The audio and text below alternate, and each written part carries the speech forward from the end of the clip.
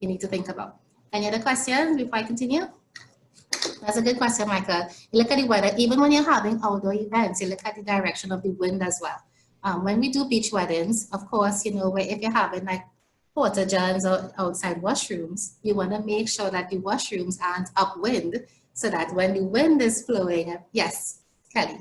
Yeah, what about, you know, people like the police and fire department? I mean, you must, you know, like send letters out to these people informing them about it, just in case of anything, you know? Correct. So that's important. That is extremely important. Now you have several events. You have personal events. So if you're having a birthday party, it's a home birthday party, what you can do is you must notify your neighbors, because a lot of times you have like neighborhood watch groups. You can send them to the main person in the watch group and they will send it out to the rest of the neighbors. Or you can do flyers, but you must let them know. You should also talk to EMA because you know there's a certain noise range level that you need to be able to be either under for EMA to not shut you down. Or you need, if you're going over, like if you're having a big event, then EMA tells you, you have to put an article in the papers to let persons know you're having this particular event and it's going to be at so-and-so date. So if anyone has a concern, then they will raise it. Of course, if you're having a large event, you need to message the fire department. You must let police be involved. Right. Police, fire, yes, you can, and depending on the event, you will need to go to first aid to get the fire, to get the ambulance involved as well. The ambulance is not mandatory, but if it's like a sports day, a workout competition, something where you know, especially with children, definitely you want to have either a nurse, a doctor, or the ambulance once you're having a children event. So those are things you have to do, and you really want to get them involved at least 2 to 3 weeks in advance, because you have to pay money to get the police at your events. So that's a cost, as well as insurance. Now, insurance is something a lot of clients try to not deal with, but especially since with the whole COVID in particular, people will be very much more big on, okay, are you insured? What is your public liability? What is your health risk if somebody gets food poisoning, or even now if they get COVID at your event? You know, what is the consequence of that? And once you follow up with your insurance person, you realize some events, so I work on Nikki Land as well. For the last 5 years, did Marshall Monday in terms of the media management. So you would find out, they will ask you like the amount of persons coming to the event, the cost of your ticket. So when you're pricing for insurance, when the police is also deciding how much to charge you, they will ask you a lot of questions. Are you selling alcohol at your event? Are you having sales at the door? So based on those things, then they will tell you what costs your event, how much they will charge you for those things. Question with that. In terms of the insurance, is it like a one-day insurance per event, or is it something like car insurance where it's a recurring fee that you pay in general? It's per event. You have to, you can do insurance if your event is like a week, then you can have a week insurance. But if your company, so for instance, if any of you have registered event companies, then you can either still get your event company registered, but that's not really covering public liability. Public liability covers anyone coming to your event during that point in time. And some locations, for instance, when we have Nikiland at Gene Fair Complex, we would have to, they would give you like a list of things you have to fill in first. The insurance, the cut, Copyright Organization of Trinidad and Tobago is also extremely important when you're planning a public event. They want to make sure not, long time we used to get away with the DJ having a cut license. That's no longer the case. You still need to apply to cut to get an event license to make sure that you're paying, because they raised the fees recently. So a cut bill could cost you $2,000, $3,000, $4,000. It depends. They're looking at if you're having live performances, if it's just a DJ only, if you have a band as opposed to just one entertainer. So the more information that you have, then the better off you can be. Now, let me go back a bit. Once you're meeting with your client and you interview them, you have some questions, definitely have a contract. A contract will save you. Now, if you are not registered as a limited liability as an event planner, what that means is that if you're a sole trader and you go into an agreement with a client, whatever happens, that client could come and say, well, I didn't tell the event planner to do that, so now they're suing you for whatever you do. With the limited liability, then you could file for bankruptcy, or you could now, the issue goes to the company and not directly to you. So as an event planner, I encourage you to do a limited liability as opposed to being a sole trader. And especially when you start hiring other persons as well to come and work for you, you also have to protect those persons working with and for you as well. So you register as a limited liability, you interview your client, and what I would always say is not every job is for you. You might have a hobby, you might have something that you prefer to do. Don't take any and any event if you're not feeling it, because event planning is something that's creative. We're all artists, and it's something that really means a lot to us. And when you take on a project or you take on a client that you don't mesh with, it can be detrimental for the both of you.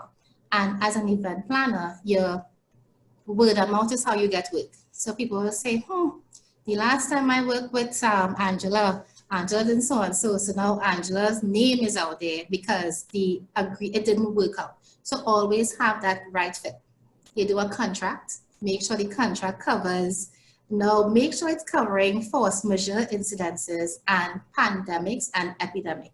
And I'm adding that in because before we never really did contracts that had in case of a pandemic, in case of an epidemic. We just had in case hurricane and flood and whatever.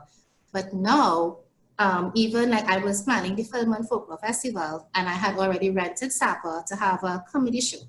And with the COVID, I had to postpone my event 1 week before the festival started. But I had already put a down payment at Sapa. It's a lot of money, and at least they were able to say, okay, when I checked over the contract, it didn't actually have pandemic and epidemic, which is what COVID-19 is.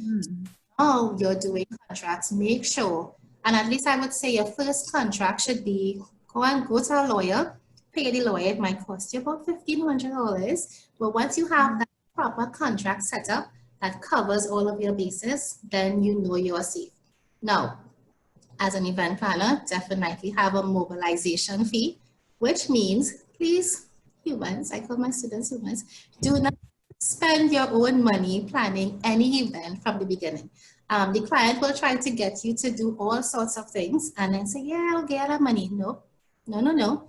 If you're paying me, let's say $5,000, $10,000 or however much for this job, then you want to actually take at least 25% upfront that you would cover your expenses. And be very mindful where you put in the money. Always have receipts where you could now show a report at the end where and how you spend the money, which is also really important. You have things like a petty cash voucher. Of course, you go to locations and you do site visits. So it really depends on how you are planning the event. Now, I know I'm all over in case, because I'm talking like general event planning, but if you do have questions, so let me know and I can answer that. We actually have two in the chat here. Oh, okay. So the first one is, what subjects are required to be an event planner? That's a really good question. No, I for subjects, I teach CTS. I teach budget planning at CTS, which is a good subject, so you can do that. But of course, having a love for event planning. One of my, of course, Mass English, it would be nice to do marketing as well. You should have some level of finance because you always have to deal with money. But as creators, we kind of run from dealing with accounting. If you're not at it, bring on an accountant, which is extremely important. You should have a lawyer, or if you have some information in law, that also helps. But right now, your social media, and CTS also teaches that as well. And Kevin is really good with social media. You need to know how to market yourself. What I always tell my students is that nowadays, if you're saying you're a planner, the person is going to Google and they're going to see what your footprint is. So more than just the subjects, make sure that your presence is online in a positive way, and make sure that they can find photos of your work and that they can see that this is something that you truly enjoy. I hope I answered the question. Yes. So therefore, if you want to become a professional event planner, do you need to have a diploma or a degree showing that you have that qualification? I like that question for two reasons. Now, I studied in George Washington. I did my diploma in event planning, but I've been doing events for the last age, spoiler, at least over 15 years plus, right? So for me, I have never had to produce my academics based on my events, but you should still do it because it's a really good foundation in understanding how to do proposals, how to even, your business plan, how to do the feasibility study. It gives you really nice information. Yes, you can love planning events, but the courses help you.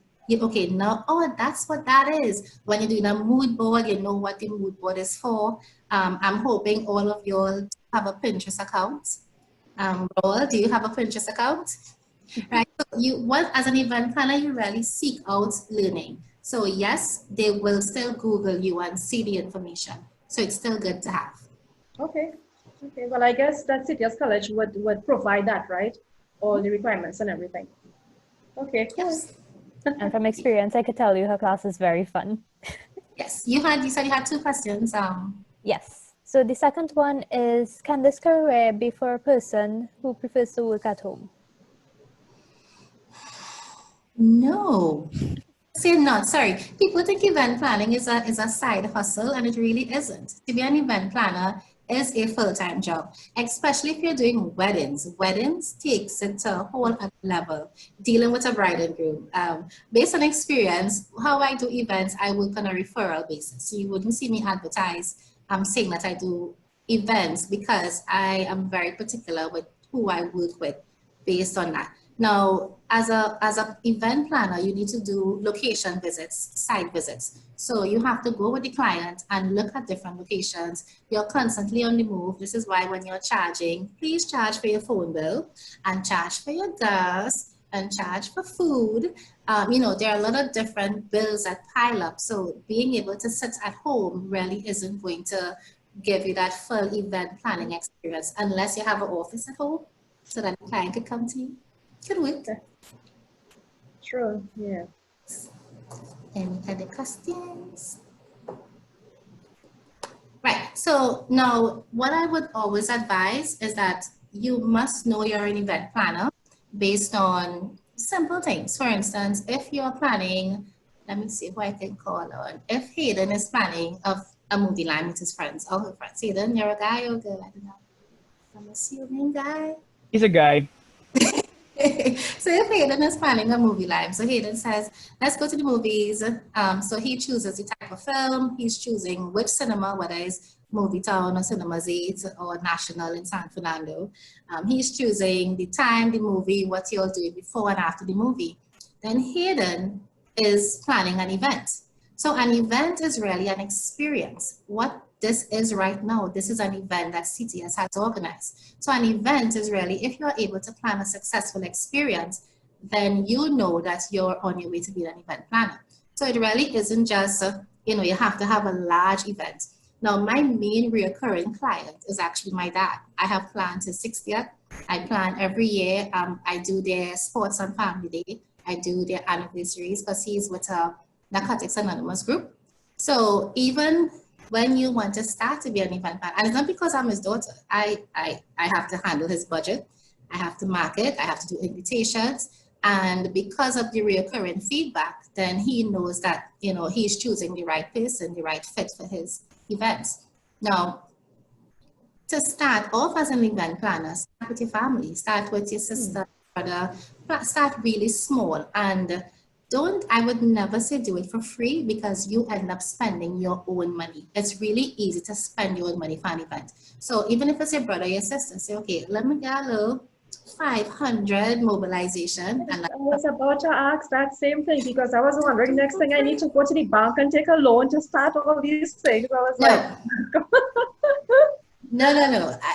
Always, at least let them pay you for your expenses and document the entire process. Also, as an event planner, you have a behind-the-scene photographer to take photos of you. Because what we normally do, you would never see me in professional photos at events.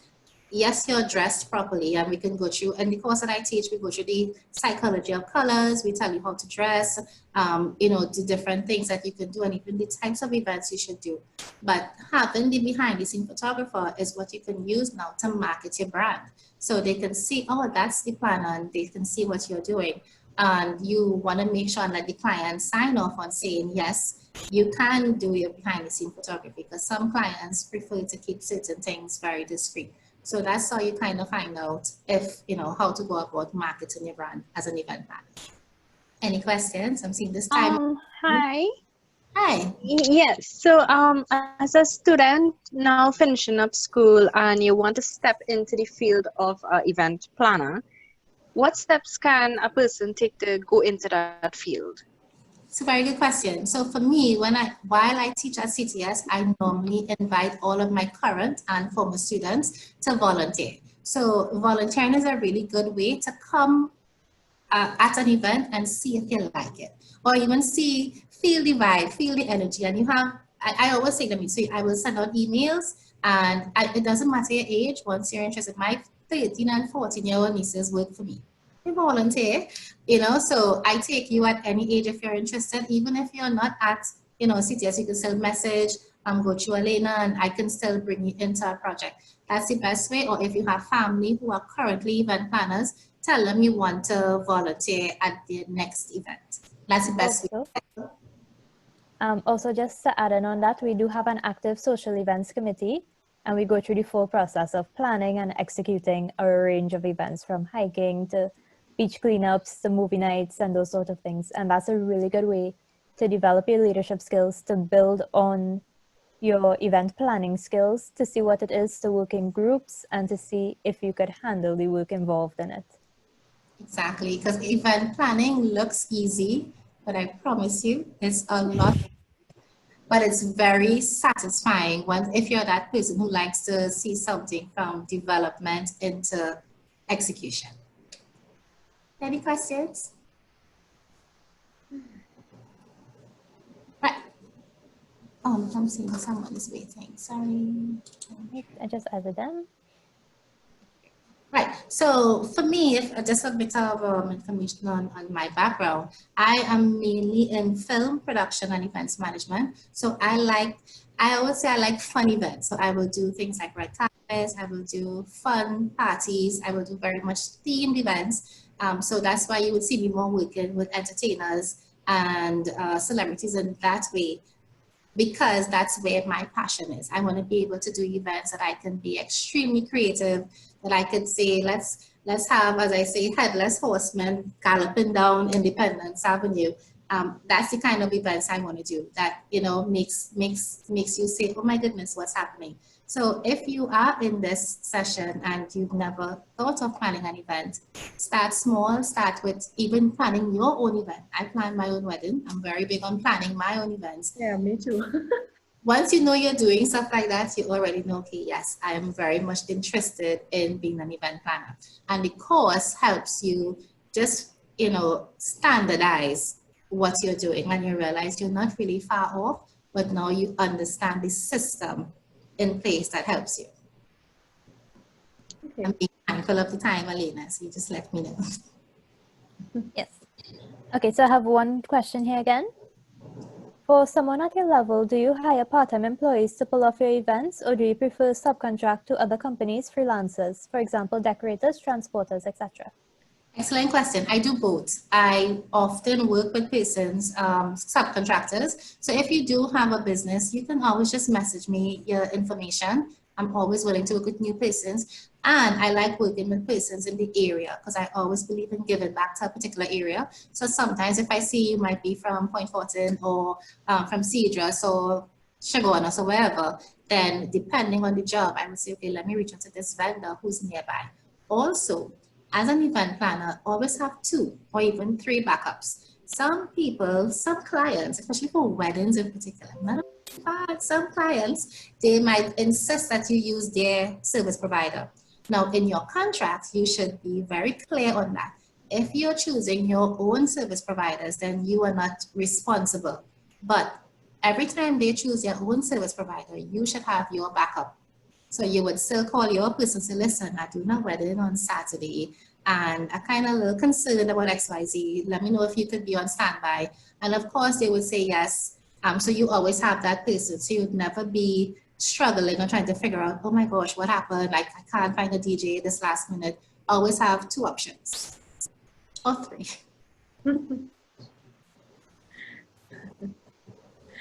I have a question.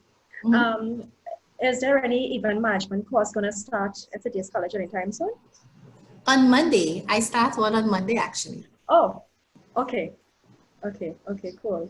At what time in the afternoon? Yes, it's from 5:30 to 8:30. But I made, because it's online, I'm finding a very new cool way to make it still, because my classes are very interactive. So I'm still working out ways to make it as interactive. And what I do is, once I know exactly what you want out of the class, I often always keep the foundation, but tailor it especially to your needs. Because some students like the corporate events, some like to do fets, some like sports events. So depending on what your need is, I'll teach the foundation and then I show you how to specialize to do what you want to do.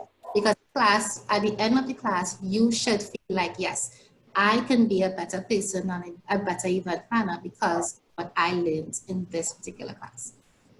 Okay. We have another question. Can a person who is interested in event planning be introverted, especially if they like to listen? That's a good question. Well, what I would say is that it's a two-sided question. Come to my class because I teach public speaking as well. So I like to get you to be the best version of yourself. But introverted, it depends on what field you're in. So are you the absolute general manager of the event managing company? It can work, but I would tell you to still hire a few persons who could be like the field managers, and you could still be like top dog, and everybody else you can still kind of guide. So I would never tell you no, but being able to be outspoken and be able to carry yourself is still, because event planning is it's a people field. So you still need to be able to have that outgoing, engaging personality. I have a question. Yes. So do people come to you for these events? Like, do they have like a vision and then you kind of build on that vision from there? Yes, so it depends. So sometimes if I'm talking to a client, they would tell me, there are two types. You can do the day of coordinating, which is the client already knows exactly what they want and they're hiring you just to run the day of the event. But if you're running the day of the event, you're still getting involved at least 2 weeks in advance, where you're getting all of the service providers, you're calling them and you're following up on information. But you have the event planner, which starts from I have an event, I have no idea what to do. And they come to you. You have that initial interview with the client, you call it a client briefing. You ask them questions, and then you need to do the vision and the scope of it. What I would tell you if you're doing that, please sign a non-confidential NDA, a non-disclosure agreement. In my very early career, a client took my idea and ran with it. And because I didn't have the NDA. So if you are coming up with a vision, make sure and sign off at every level that this is your intellectual property and they cannot take this idea if they do not hire you. So that's it too. So the event planner is from the ground up. You come up with the whole vision, you brainstorm with the client, and the day of coordinator, which you take all the information from the client and you execute the day. And both work really well. Another question, do you ever use students on a internship basis? Sorry. Yes, so depending on the project, because I predominantly work in film as well, I'm often, if I'm looking for production assistants or if the event is running for a longer period of time, then I could bring on the person, which I'm usually looking for admin persons if you're interested in doing the administration side of it, which is great. Hinted, I'm always looking for admins, so let me know if that's something you're interested in. So yes, depending on the length of the project, I would definitely bring in persons and pay that person based on what it is I need them to do. So yes. Even virtual assistants, which is what is going to be absolutely in demand right now. Mm-hmm. Any questions? Another question here, what is the admin's responsibility? It depends, we have an admin responsibility could be making actually I'm very particular with phone calls. So if you're an outgoing person, if I would train you to do phone calls, because calling someone is also it's a skill to be able to do that, to get persons to buy in, because I'm always seeking sponsorship. So it might be you're a sponsorship person, it might be you're following up on emails, It might be filing in the office and doing certain things like that. So it really depends. But what I would normally do is based on the particular job, then I would come up with I would give you an outline. I would make sure you agree with what it is you are set out to do before you come on board. And then we go from there. So it really depends. Phone calls, emails, letters, social media. It depends. All right, and I answer that question. we have one last question before we have to wrap up, and that would be how to contact you with reference to working for you as an admin, and if I will be able to provide them with the info after. Yes, Aline. Yes, Aline, I can do that for you. I like to always go through the host, but I'm always looking, and I also have a lot of colleagues who are constantly looking for persons as well. So, because I like to make sure that there's person job fit, so based on the type of events you want to do to make sure you align with the right person. So that's also a possibility. So yes, you can email or call. Very open to WhatsApp too. I'm actually, it doesn't matter. Okay, great. And we have reached 5:30. So Leslie, I'd like to say thank you very, very much for giving us your time. Not a problem. I hope I answered the questions. I wanted to see faces though. I saw Kelly and Jermaine. Okay. Oh, Monday, it's a holiday. Monday, Leslie. Yeah. Oh, I know. I need to talk to CTS about that. I have no camera, so I can't show my face. But that's not a problem. You ask a question. One more question. Are you the official event planner teacher for the school? So I would like to think so. Okay, because I'm not sure if I'll be able to sign up this class, but if you're having another class, I would love to. I am more of a face-to-face person. I don't like to have online schooling. So if you have in other classes, yeah, because down the year. We have rotation. So once it fits with when we're back in the classroom, then definitely you can sign in. Okay, thank you. No problem. All right, cool. So thank you very, very much, Leslie. Not a problem at all. Thanks for being in the classroom. Of course. Thank you, Leslie. Well, at this event. All right, so next up we have Miss Ayanna. I see she's in the meeting already. So when you're ready. Hi, good afternoon, everyone. Good afternoon. You hear me clearly? Yes. Yes. Okay, great. Okay, that was interesting. I was actually sitting in on the events planning. I actually had a question. I want to learn more about the psychology of colors, but I guess I can always reach out to her after we can discuss that one. So today I'm going to speak on my area of expertise, which is conflict and performance coaching. Are you guys familiar with coaching by chance? Yes. Kinda, yeah. I know it's a relatively new field in Trinidad and Tobago. We are hearing of different persons who are coaches, lifestyle coaches, executive coaches, and stuff like that. My area, however, is a bit, well, quite different in the sense that it's conflict coaching. And conflict coaching is basically me tying in alternative dispute resolution processes into the coaching practice and helping persons to really understand and focus on their strengths and potential to overcome whatever obstacles that are hindering them from meeting their potential. So in the sense, my special area is I work with single parents who are looking to start businesses. So this is the area of that I prefer to focus on, right? Other coaches will do business, executive, lifestyle, etc. So a bit about coaching.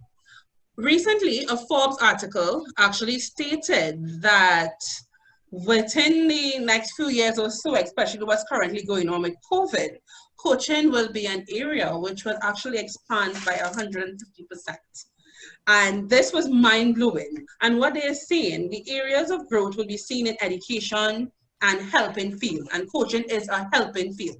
This is where we help persons. This is where we we seek to let persons identify their strengths in helping themselves, right? It's not all about me telling you what it is you need to do, lecturing to you how to go about and do it. This is me actually, or coach actually showing you, you can identify the areas that you need to work on, and you can also identify the strategies that can be implemented to achieve your potential.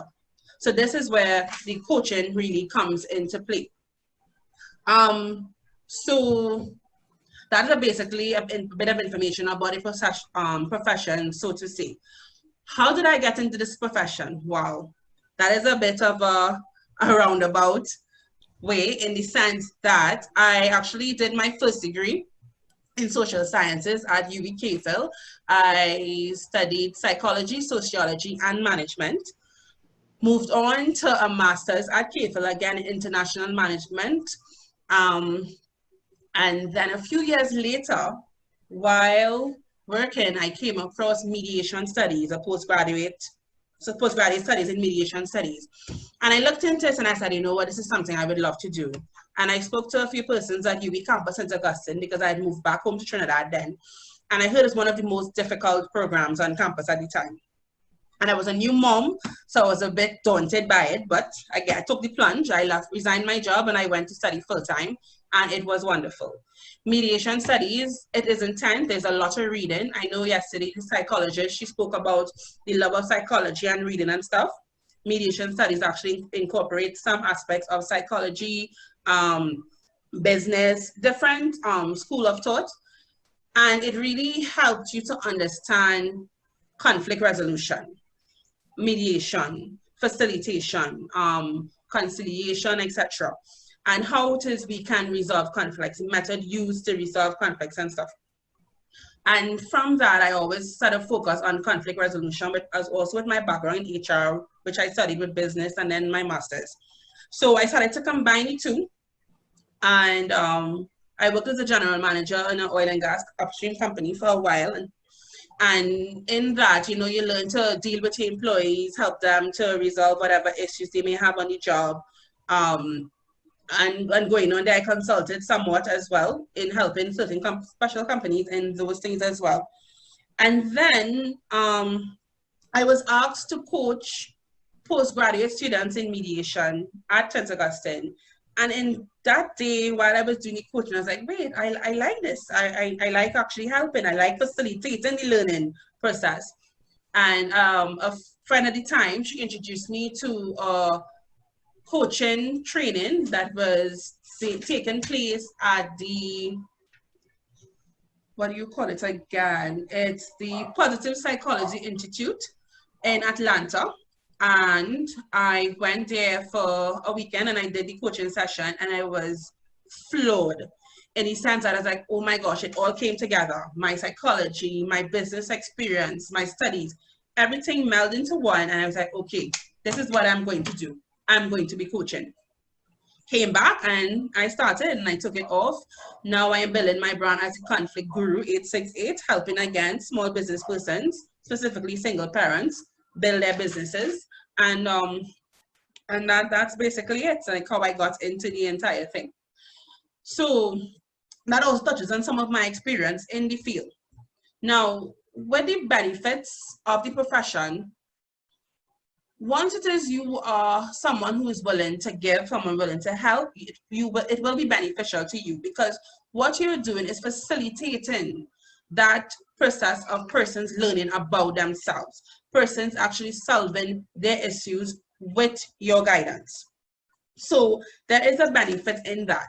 The challenge, however, is it can take a toll on you, because there are times when you're with a client and you want to tell them exactly what it is, like you need to do this, but you can't as a coach, because coaching is not therapy, coaching is not counseling, coaching is not mentoring. Coaching is where you facilitate that person and figuring out what it is that they would like to do. And I like to say I am a perfectly positioned coach, conflict coach, in the sense that this is my position. I am here. You are in front of me as my client. I'm going to guide you and facilitate that process for you. I'm not going to do it for you. I'm not going to force you to do it. right? I am here to help along the way to the best of my ability with the agreement that we make together. So, for example, if a client comes and says, Ayanna, I am thinking of starting my small business as a hairdresser, but I don't know, I have kids to study about, I still want to finish, you know, the program I signed up for in school, help me, what to do. I will basically, again, make sure she agrees that, okay, this is what you want to achieve. Once she says yes, we sign up on it, we go from there. What is keeping you back? What are the hindrances? She explains it, whatever. What do you see as your strong points? What do you see as your weak points? Things like that. Asking questions to facilitate that growth. So that is how the coaching really works. Any questions at this point? No? Okay, right. So basically that is about it with the coaching. When you look at the benefits of coaching for persons, like if I go to an organization, the benefits of coaching for employees, you find that you have better decision making. You find that they are clearer in what decisions that they want to make exactly and in their position in the organization. For a company, however, you find that there's improvement in productivity when working with a coach. It improves the quality of work, as also you will see an increase in the strength of the organization, as in the teams. There's a cohesiveness in the teams when working with a coach. And of course, ultimately, you will, for service-oriented companies that deal with customer service, you will see an improvement in that. Another challenge, however, and this should be noted, that is faced today in the practice of coaching is that, unfortunately, it's a very attractive area. A lot of persons will claim to be coaches and stuff like that. And what you find that some of those persons are not trained per se to be a coach. And this is where you will have some difficulties because it causes a bad reputation to be developed, and it damages the reputation of those persons who are trained. There is qualifications that you can take and certifications you can't pursue in coaching. The ICF, the International Coaching Federation, I think they are the one global institution that would actually certify a coach. Personally, I did not go this route. I took my courses with CAP, but also because I'm a certified mediator and I spent a few years as well with conflict resolution and stuff, that assisted me in pursuing this field comfortably, and that provided the qualification and the experience that I needed. So that is something that if it is you're interested in engaging a coach, ask about some references, ask about their background and stuff like that. Not to be rude or anything, but to have an understanding of if it is that person meets your requirements, right? So, and coaching does not mean that you have to fix something in yourself. Always remember that as well. It doesn't mean that something is wrong with you. It is just you trying to get over whatever stumbling blocks that is keeping you back from pursuing whatever goals or whatever objectives that you may have. So if it is you begin to feel that you feel overwhelmed or you feel that there may be a problem in how you are approaching stuff or whatever, no. You need to stop, take a deep breath, become aware of what your strengths are, and then the coach will help you facilitate that development and help you towards achieving your goals. I have a question. Oh, sure. In your line of work, getting into organizations now, is it easy in terms of getting into that market of saying, I am a coach and I could help you? Are they willing to accept that they may need help in terms of conflict resolution? Well, before the onset of the measurements taken by the government with COVID, of a few companies I had conversations with, they were interested in the sense of improving their customer service. So they were actually interested in engaging my services and training their staff in improving the customer service. Specifically, that what we consider that conflict in customer service. How do I bridge that gap to allow my staff to be more, how to put it, conducive, I guess. So we'll take away that grind that you see usually attached to customer service in the country, where we always complain about the service. So they were interested in that sense of it. With the onset of COVID, everything has come to a halt. So I cannot say if it will be easy or not, but I am very positive that things are going to pick up after, in the sense that we would need to align teams in organizations after this. We need to bring the teams together. And this is where I will be able to come in to help the teams align with the goals of management. So to bridge that gap between management and subordinates in the organization. So it is something that I think, yes, it will grow.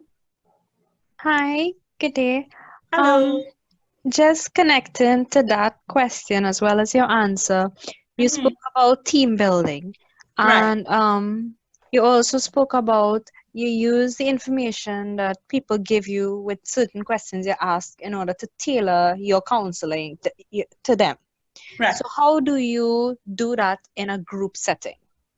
Okay, so that is what we will call team coaching. And this is basically, as a facilitator, you will get a better understanding of the team itself. So one example, something I recently did, I think it was February of this year, there was a team, and we were trying to get the team to be more cohesive.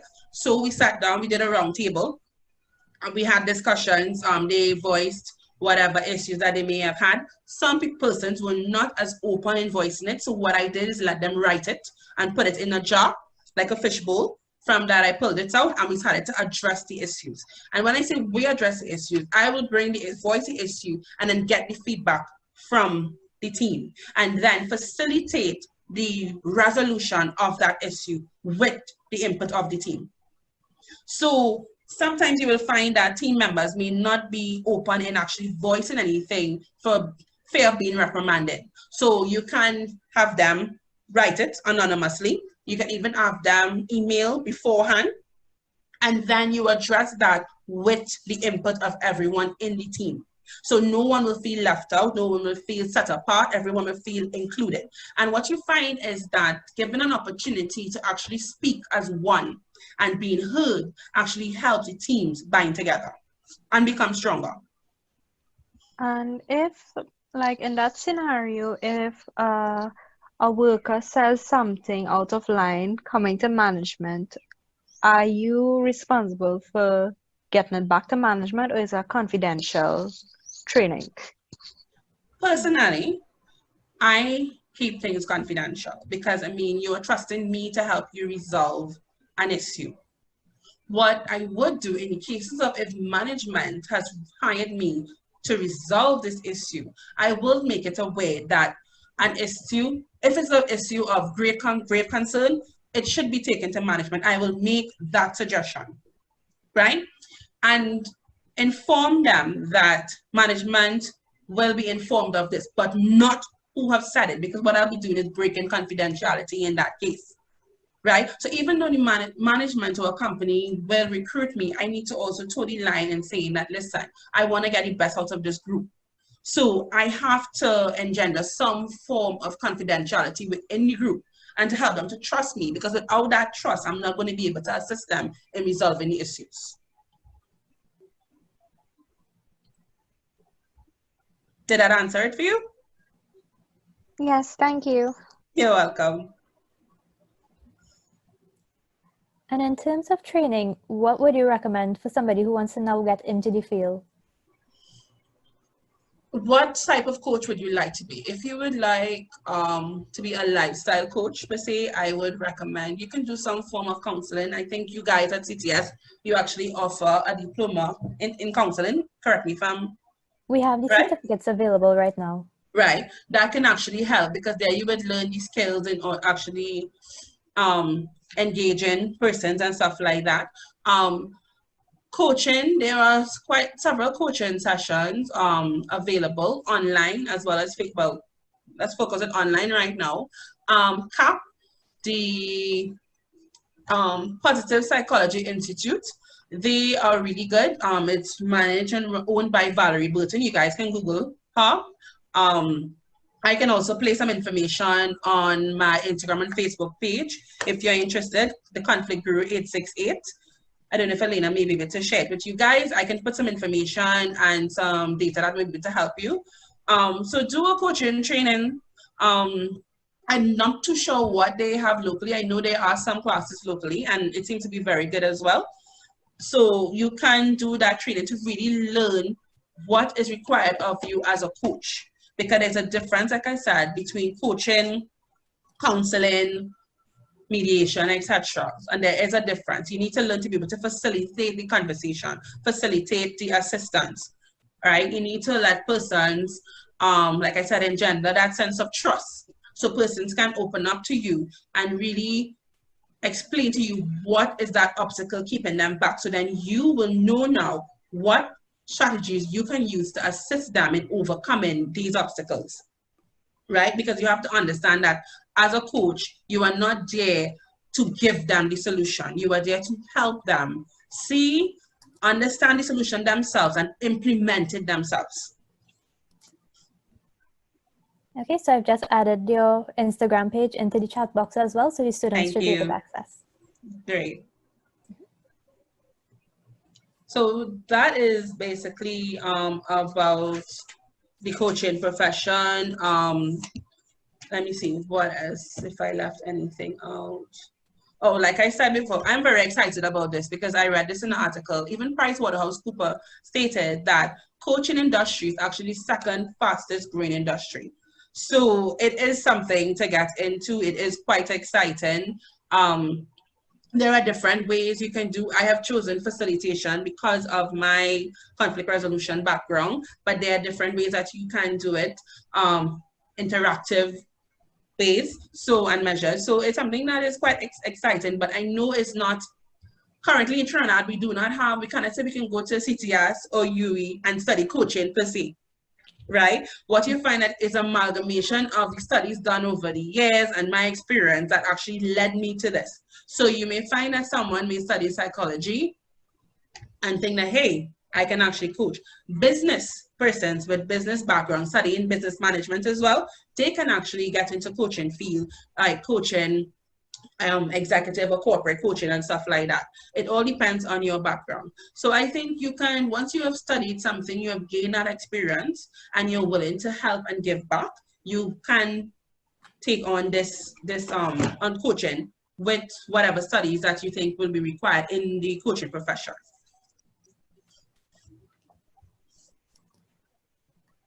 And scenario-wise, what would you say has been one of the most difficult situations you had to deal with? Scenario-wise, I think we're not giving out what the exact situation was. I think for me, again, it was not trying to stop myself from telling the persons what to do. Because we want to tell them, okay, you can do this way. I think that was the most difficult thing for me as a coach. Not actually saying, you need to do this or you need to do that. All right, look, it's right there. It's right there in front of you. You can figure it out. I think that is the hardest thing. Because as a mother, you tell your kids, don't do this or do that or whatever. So you find you take that mothering with you. So that is really to stop. The hardest thing is really to stop that side of it and let persons actually see it for themselves. Mm-hmm. And personality, sorry, go ahead. No, you go ahead. Personality trait-wise, is there anything that we should look for in ourselves that may say, okay, this may be the profession for you? Once you have that helping, once you don't have a problem giving back and you mind helping and guiding and, for want of a better term, counseling and stuff like that, you'll be surprised to know whenever I do my personality test, I am an ISTP. I am an introvert. The only time you will see my extroverted side coming out is when I am coaching or I'm lecturing, because I'm also a lecturer as well. When it is I am speaking to persons and helping, then you will see that side of me. So you guys listening to me today would say, wow, she's an extrovert. But honestly, I am very introverted. When I am finished here today, I'm going to need to lie down, have some alone time, go over what it is I said, critique myself, take a hard drink of water, and then be like, okay, Ayanna, you can do this, right? I had to do it before I came on here, right? So that is where, so personality, you can be an introvert or be considered introverted, but once it is you have that passion and you want to give back and you want to help persons, you can be amazed at what you will do as a coach. Awesome. Okay, so how do you deal with clients when they have mental blocks or emotional blocks and you have to stay professional? Now, the thing with coaching is we focus on the here and now. So we do not, yes, we may visit past experiences, but we do not delve too much into it. That will be more for counseling. So if it is that when you say mental blocks, do you mean like a mental issue per se? Yes, like if they want to start a business, but certain things in their life, like they cannot focus on that. Yeah, how do you deal with that?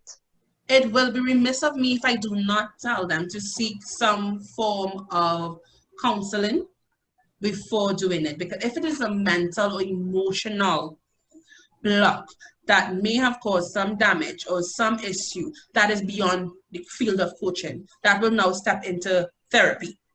And as a coach, I would need to make them aware of this and advise that they seek some form of counseling. And once they have delved and dealt with that, then it is, I will, then I can then continue with the coaching process with them. Because my job is not to be a therapist, right? I will need to make sure that they get the proper help to deal with those issues. Okay, this is a two-part question. Hi, good afternoon. Good afternoon. Would you say with getting into the emotional aspect of it, would you recommend a prerequisite to coaching being studying some form of psychology and how the mental, how that composition makes up an individual so you can better understand that individual? That's one. And two, by dealing with multiple personalities within the corporate realm, is that like mentally draining to you as a coach, and how do you deal with that? I can speak for myself. My studies in psychology and counseling has helped me greatly in being a coach. I think that was the factor that actually brought everything together.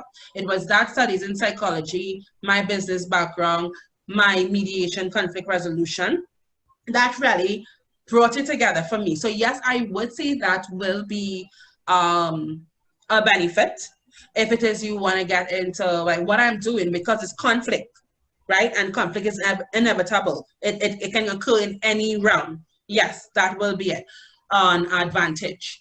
When dealing with the different personalities, again, what I see as someone who considers herself perfectly positioned is that we're all made up, or this world is made up of so many different personality types, different backgrounds, different things coloring the way we would think. The same thought, but processed differently.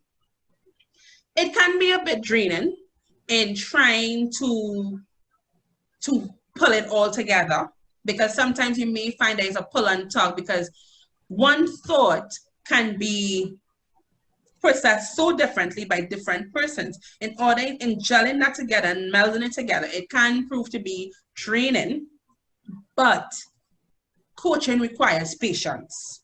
Coaching requires understanding that the end result is awareness of your client. So you're going to have to push on through. You're going to have the patience. You're going to have to know what processes or what strategies you can implement to achieve this objective without stressing yourself out, so to say. I hope that answered both questions.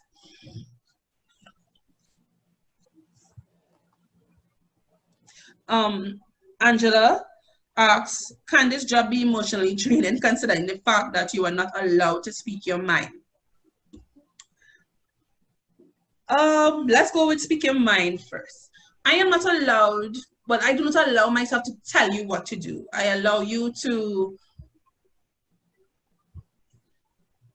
let me see how to say this. I allow you to allow yourself to achieve your vision.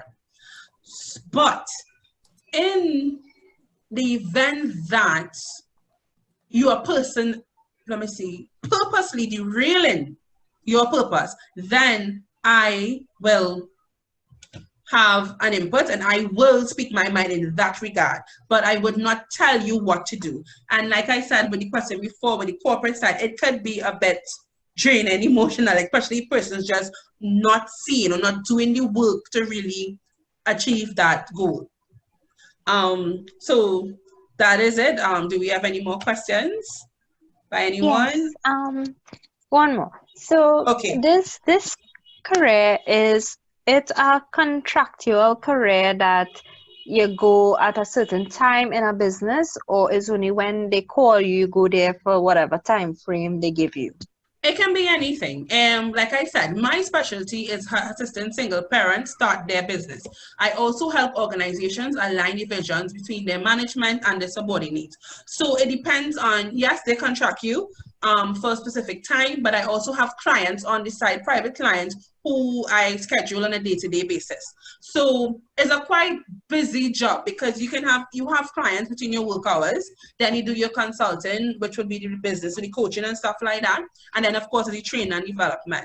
So it's not just fixed in allotted times and stuff like that. You can be quite busy for the day once it is you have built your clientele. Now we have a few minutes left again. Okay. Oh, yeah. Sorry, So go ahead.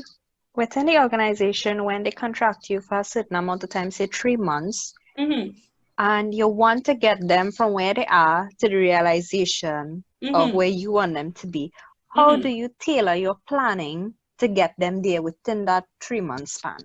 Right. So if you give me 3 months, what I will need to do is get an agreement from the organization who have contracted me and the persons who I am going to be coaching. So say, okay, we have this allotted time period. Get an agreement for them of what it is they want to achieve. And once it is that is a SMART goal, we work towards achieving that goal. So we have to pay attention to making sure your goals are SMART, right? Specific, etc., to ensure that it can be achieved within that time. So, Helena, I think I take it back to you.